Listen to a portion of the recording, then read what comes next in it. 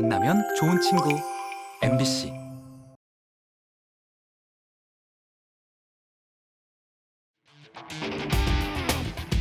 숫자리에 감춰진 비밀을 찾아라 예산 추적 프로젝트 빅벙커에 오신 여러분 환영합니다.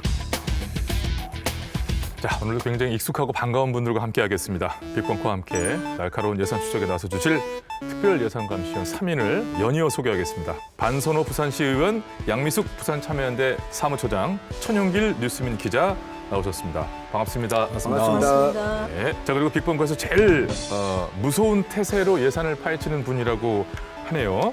우지영 박사님도 자리하고 계십니다. 안녕하세요. 네, 안녕하세요. 자, 여기 계신 분들 모두 뭐 예산 추적에 대해서는 타의 추종을 불허하시는, 요청을 안 드려도 본인들이 나오신다고 하는데, 자, 본격적으로 오늘의 예산을 파헤쳐보기 전에 반가운 소식 하나를 전해드리고 출발합니다. 6년 전이었어요, 벌써. 빅벙커 특집 방송 그 야외 촬영, 그날 현장에 계셨었죠? 네. 머리를 휘날리면서 고생하셨었는데요. 네.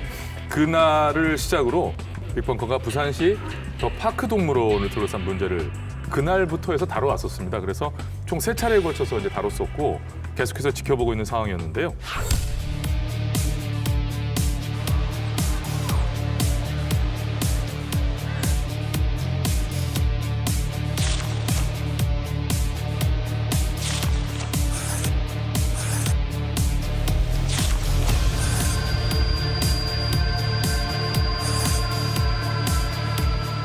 우리가 반드시 사주겠다고 약속해 준 거잖아요.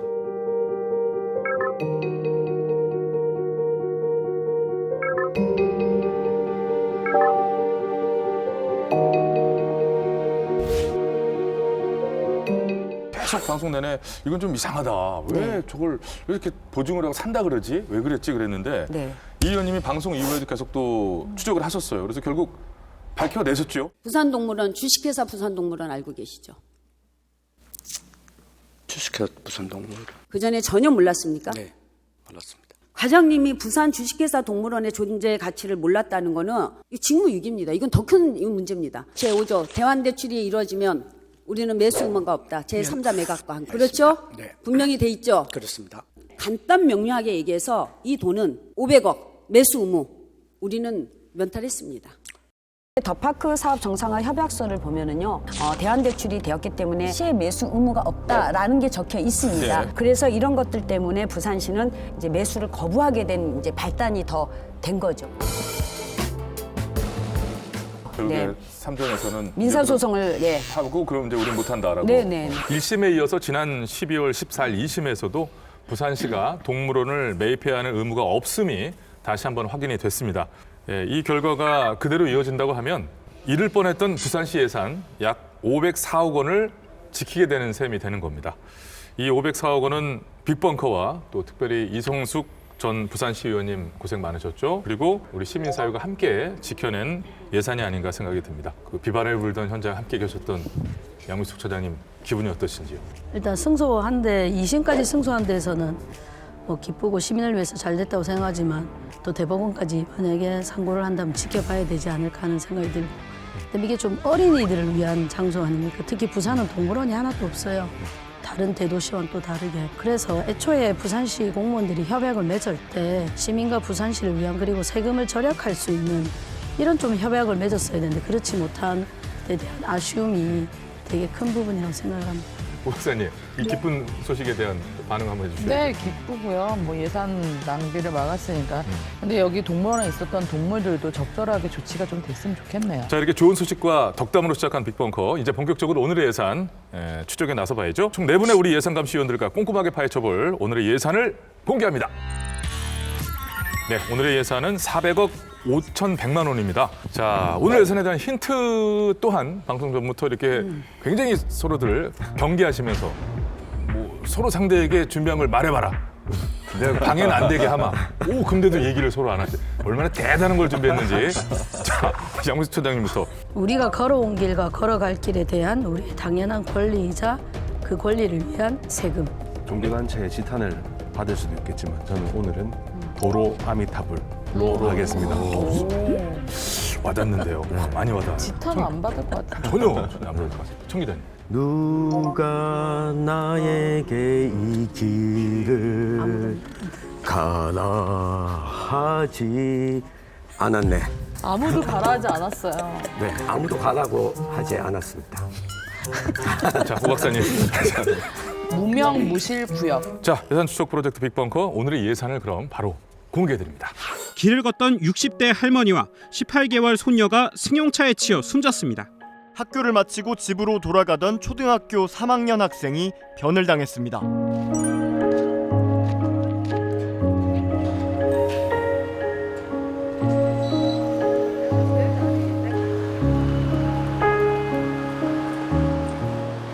아니요, 여기는 지나가려 하면 쌩쌩 달려요. 서 있어도 안 멈춰줘요? 네. 여기 뭐 차가 너무 빨리 다니니까 좀 위험해요, 거리가. 아니요, 너무 빨리 가요. 너무 빠르게 달려요. 그래서 한참 기다리다가 사고 나면 가는데.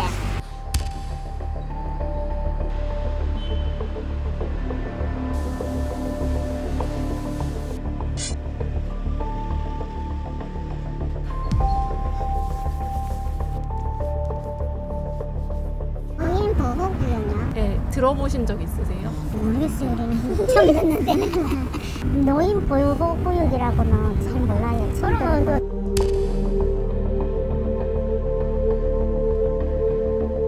안전은 100개 잘하다가 한 가지 잘못돼 버리잖아요. 그게 사고로 바로 이어지는 거죠.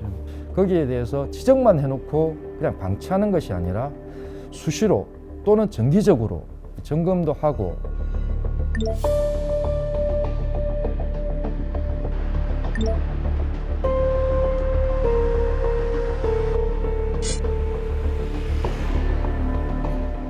인구가 330만이에요 지금. 근데 장애인 보호구역 한 군데밖에 없다? 야, 이거는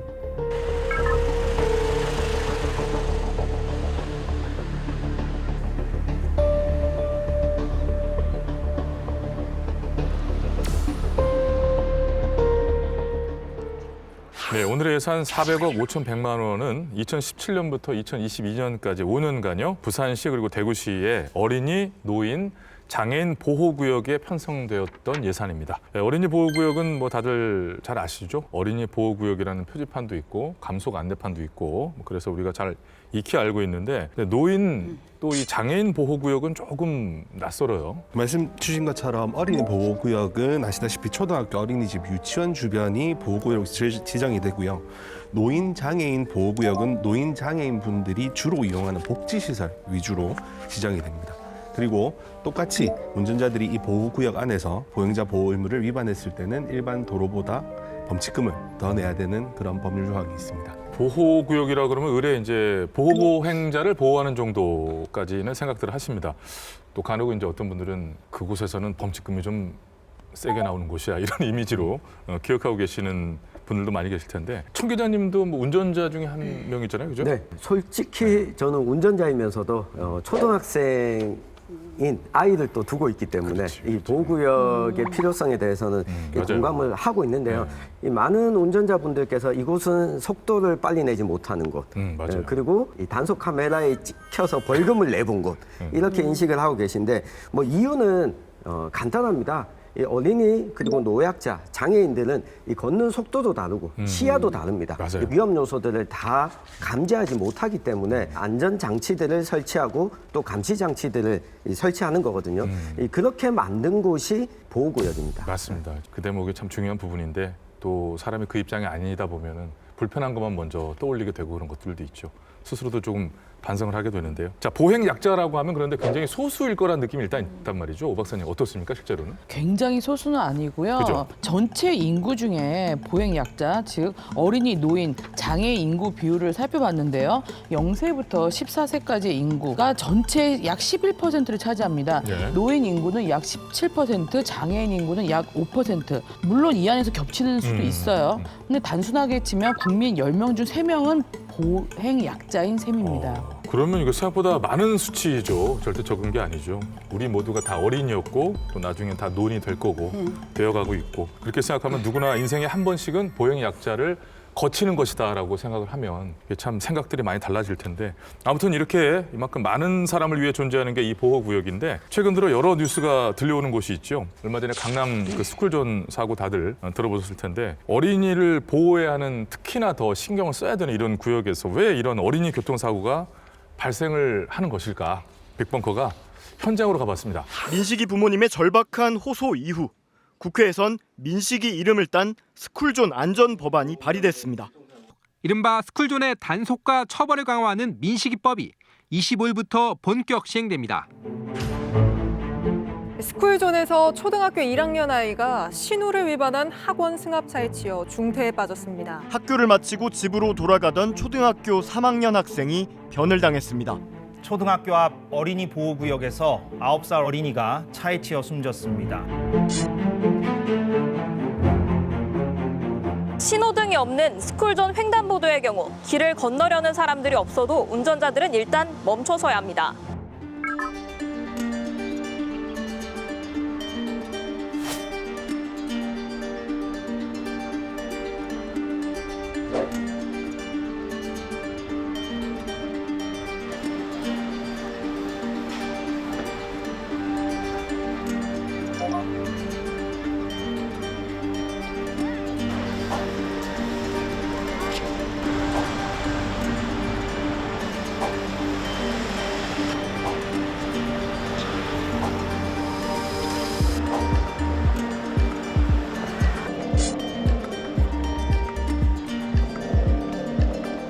건너던 차가 막 와가지고 애들이 올라와가지고 넘어지고 근데 진짜 보시죠. 화면 튄 적도 있다고요? 이거 생기고 나서는 좀 괜찮아졌어요. 내가 아주 괜찮아.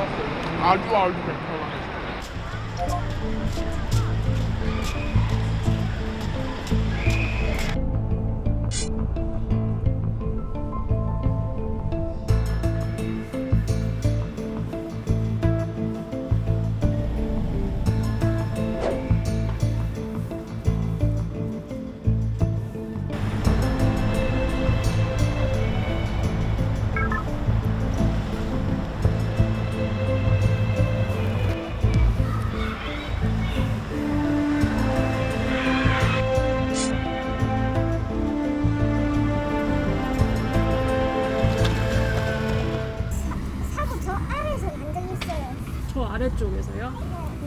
올라오다가.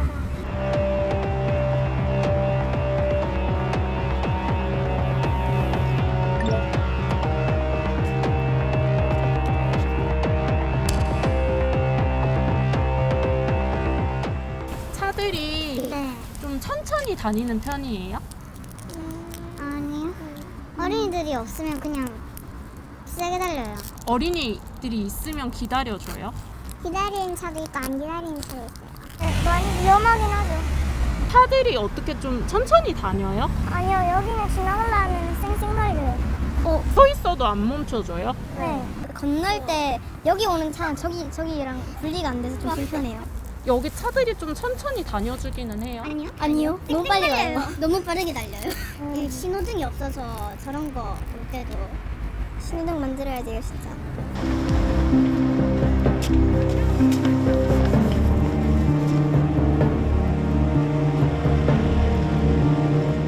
부산은 이미 오래된 도시거든요. 이미 도로 기하 구조가 예전부터 40~50년부터 이렇게 구축되어 있기 때문에 모순점이 있다 해서 단순간에 이렇게 바뀔 수 있는 그런 지형을 가지고 있지 않습니다. 특히 부산에는 또 삼복도로란 이런 경사가 높은 구간이 있기 때문에 그런 지역에 있는 소위 말하는 어린이 스쿨존 그리고 어린이 보호구역 같은 데에 설치하는 것은 굉장히 교통안전실에 대한 보완이 많이 필요하고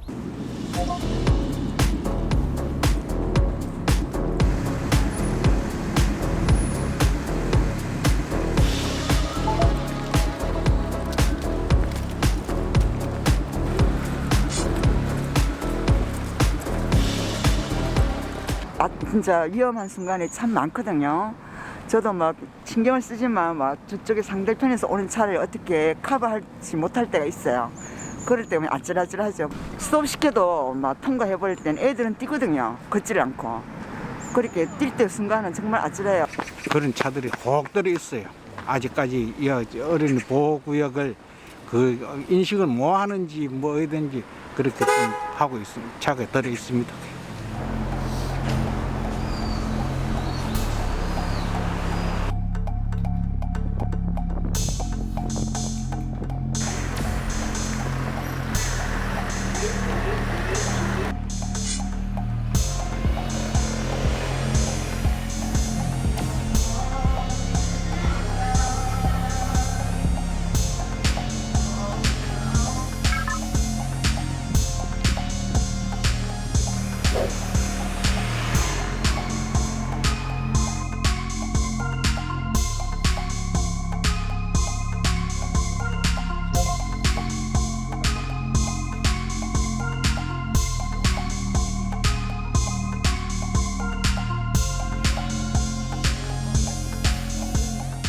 저희들이 이게 두 번째 어린이 보호구역을 이렇게 점검해 본 결과 방치되어 있는 것들의 개수가 적지 않은 걸로 봐서는 예산 부분에서 좀 더 고민해야 될 부분이 있지 않겠나 생각하고요. 이 보호구역이라는 것이 지정의 개수를 늘린다고 해서 시민들이 안전한 것은 아니고요.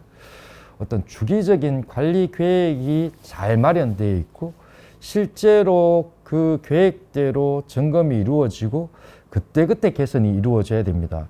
안전이라는 게 환경을 잘 관리하는 것만으로도 충분히 사고를 좀 줄일 수 있는데 지적만 해놓고 그냥 방치하는 것이 아니라 한 분기마다 한 번 정도는 그 학교에 반드시 가서 확인을 하고 바로 시정이 되려면 예산이 지금 가지고 있는 예산으로는 부족하리라 생각됩니다.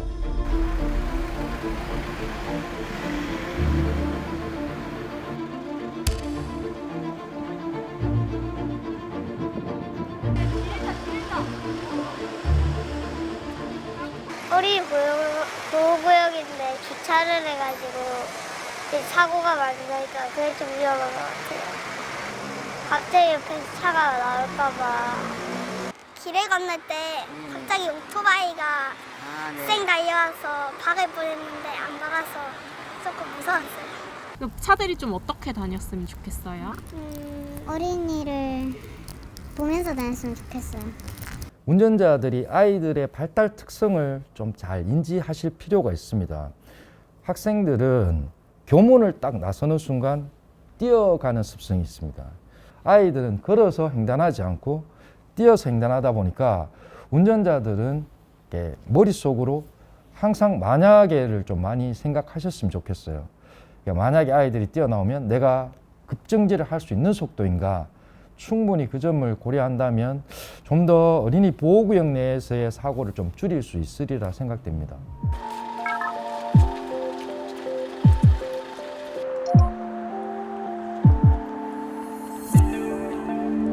네, 어린이 보호구역은 속도를 줄여야 된다는 것, 또 보다 조심히 운전을 해야 하는 곳이라는 것들은 아마 모두가 다 아실 거예요.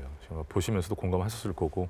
그리고 보통 어린이 보호구역 하면 저희가 속도를 30km 이하로 이제 제한해야 된다 이것만 알고 있는데 이것도 얘도 여러 가지 이제 규제가 걸려 있거든요. 2019년에 이제 민식이라는 어린아이의 사고가 나면서 민식이법이 발의되게 됐고요. 그래서 이제 2020년 3월 25일 그 법이 시행이 되게 됩니다. 그래서 어린이 보호구역에서 어린이 보호 의무 위반으로 13세 미만 아동에 대한 교통사고가 발생하면 교통사고 특례법, 특정범죄 가중처벌법에 의해서 가중처벌을 받게 되거든요. 그 주요 내용을 보면 30km 이하여야 되고 불법 주정차 절대 금지, 통행 금지 제한, 신호 지시 엄수를 해야 되고요. 보행자 보호 의무를 엄수해야 된다는 규정이 있습니다. 자, 이것들만 또 잘 지켜지기만 해도라는 단서가 좀 붙기는 하는데요. 사실 올해 이제 또 도로교통법 개정에서 가장 큰 이슈는 우회전할 때 일단 무조건 멈춰야 된다는 거, 요거였었는데 운전자들에게 가장 큰 이제 이슈였거든요. 오 박사님, 어린이 보호구역에 관련한 거 그 중에 어떤 내용입니까? 네, 도로교통법 개정은 어린이의 행동 특성을 감안해서 어린이 보호구역 내 보행자 보호를 강화했습니다. 구역 내에 신호기가 설치되지 않은 횡단보도 앞에서 보행자 횡단 여부와 관계없이 일시 정지가 의무화됐고요. 위반 시에는 20만 원 이하 벌금 또는 과태료가 부과됩니다. 자, 일단 보면요. 이제 뭐 다른 분들도 저랑 비슷하실 것 같은데 제가 운전하고 이렇게 갈 때 어린이 보호구역에 일단 들어서게 되면은 첫 번째 신경 쓰는 게 속도, 그리고 이제 카메라 보게 되고 이제 그런 것들로 인해서 이제 저희 행동 개선이 이루어지는 것이기 때문에 뭐 당연하다고 생각이 드는데 오 박사님, 현황 좀 한 말씀해 주시죠. 부산시, 대구시의 정보공개 청구를 통해서 과속 단속 카메라 설치 현황을 조사를 했습니다.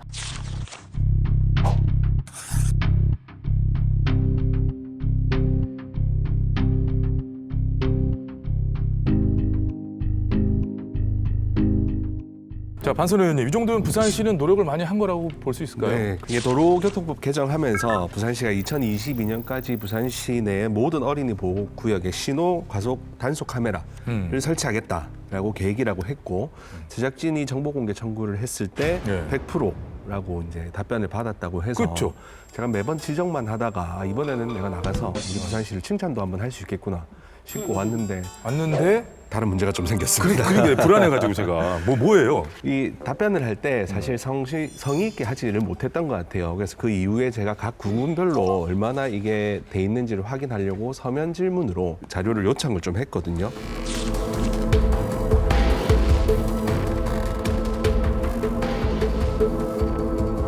제가 받은 답변 자료를 보니까 40% 정도 되더라고요.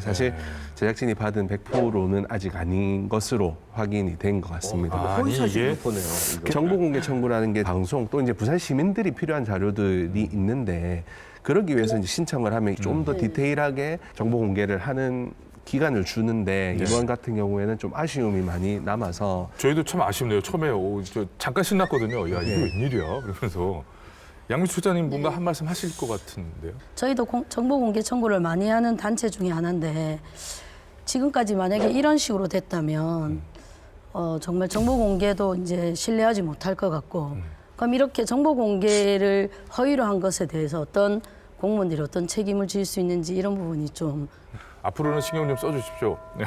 일부러 그랬다고 생각은 하지 않아요. 아까 주신 말씀대로. 근데 천영길 기자님, 대구는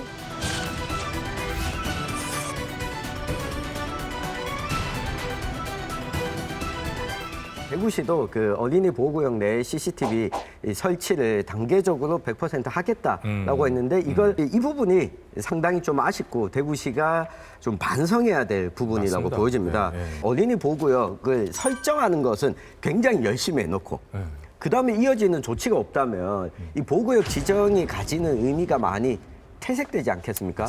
특히 운전자 입장에서 보더라도 야 단속 카메라가 없네?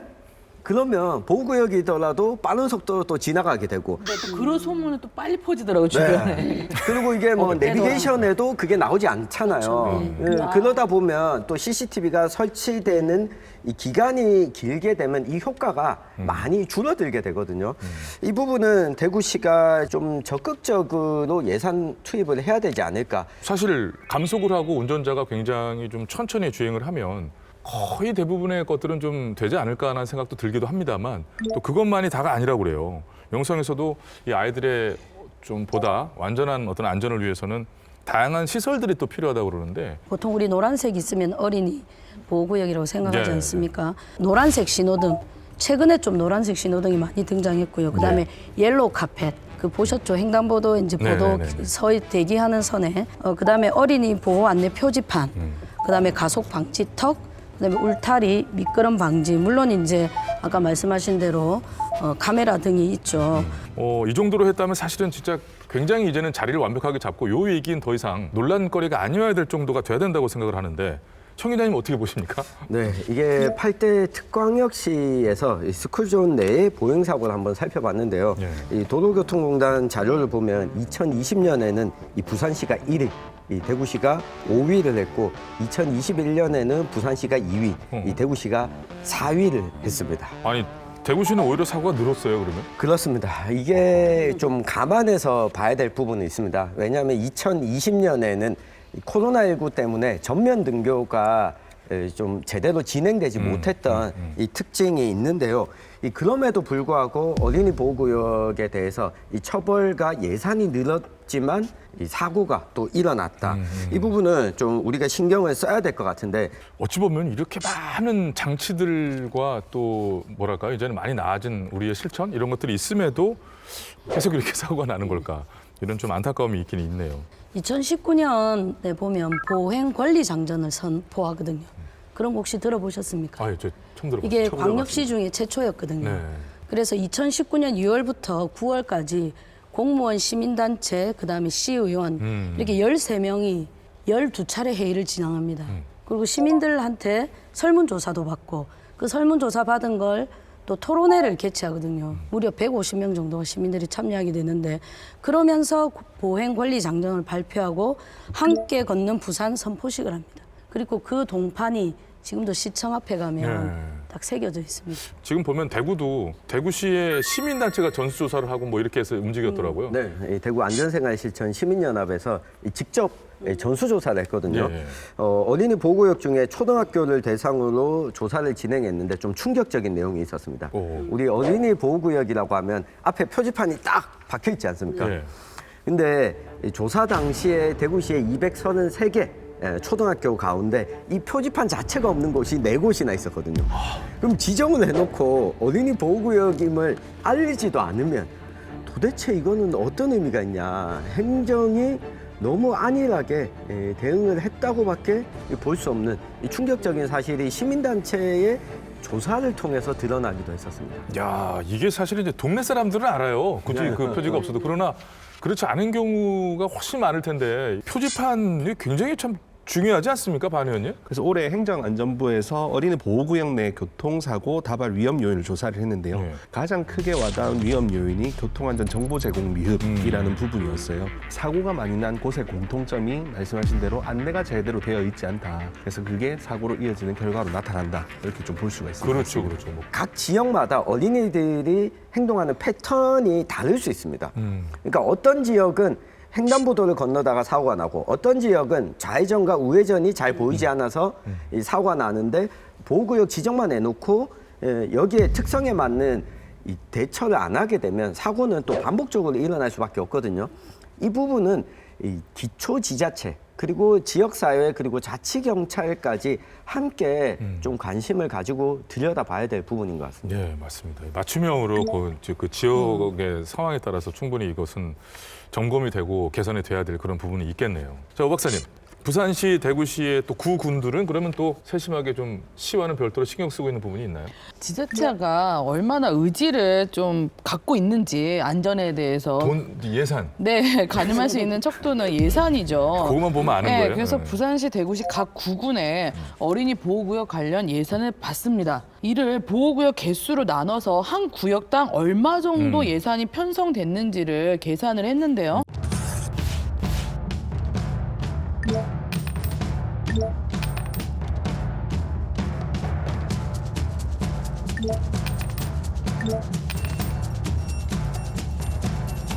아니 이렇게 차이가 어떻게 이렇게 차이가 클까요? 일단 매우 씁쓸합니다. 제가 살고 있는 곳이 대구시 동구이기 때문에 가장 어린이 보호구역 예산이 적은 거. 네, 보호를 못 받고 계시네요. 직장은 친구, 집은 사군데. 이게 지역별로 차이가 나는 이유는 그 지역별로 이 도로의 형태가 예를 들면 이면도로가 주로 있는 지역 같으면 이면도로에는 여러 가지 설비 등을 설치하기가 좀 어렵거든요. 이 반면에 이 대형 도로, 뭐 2차선, 4차선 도로가 있는 곳은 장비들, 시설들 설치하는데 비용들이 좀 많이 들어가는 부분은 그런 부분은 있는데 그걸 감안하더라도 이 정도까지 차이가 나는 거는 하는 아쉬움도 그러니까 도로 있습니다. 형태에 따라서 다 예산에는 차이가 있을 수밖에 없는데 평균보다 아주 많이 못 미친다는 거는 조금 예산 투여가 적다고는 반증할 수 있습니다. 이런 부분들은 좀 더 짚어봐야 될 그런 부분인 것 같아요. 이렇게까지 차이가 나는 것은 좀 아마 도로 상황하고 이런 거 한번 찾아볼 필요가 있을 것 예, 같습니다. 우리 아이들의 안전, 또 생명을 책임지는 중요한 돈인데 예산들은 쓰이고 있단 말이죠. 그럼에도 불구하고 과연 여기가 어린이 보호구역이 맞는가 싶은 그런 정도로 위험해 보이는 곳을 제작진이 발견했다고 그래요.